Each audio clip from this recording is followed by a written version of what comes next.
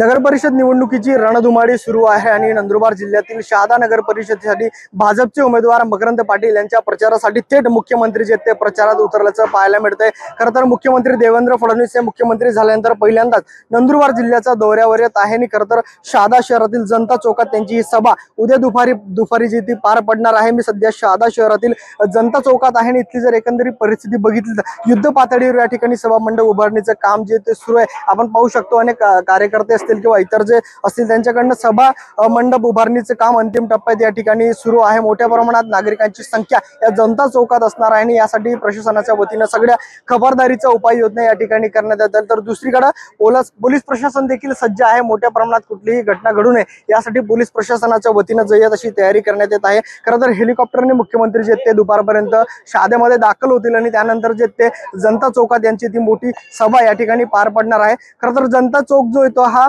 मोठ्या प्रमाणात राज्यासह देशातील अनेक राजकीय नेते जे त्यांनी या जनता चौकातून आपली सभा गाजवलेली आहे। भाजप उमेदवार मकरंद पाटील यांच्या प्रचारासाठी ही सभा या ठिकाणी आयोजित करण्यात आली आहे। नेमकं मुख्यमंत्री या सभेतून काय संबोधन करतात, शहादेकरांना नेमकं काय आश्वासन देतात हे देखील पाहणं अतिशय महत्त्वाचं असणार आहे। सागर निकवाडे, साम टीव्ही न्यूज, नंदुरबार। देश विदेशातील प्रत्येक घडामोडींचे लाईव्ह अपडेट मिळवण्यासाठी आता साम टीव्हीच्या सर्व सोशल मीडिया प्लॅटफॉर्मला लाईक, फॉलो आणि सबस्क्राईब करा। तसंच सर्व नोटिफिकेशनसाठी बेल आयकॉन प्रेस करायला विसरू नका।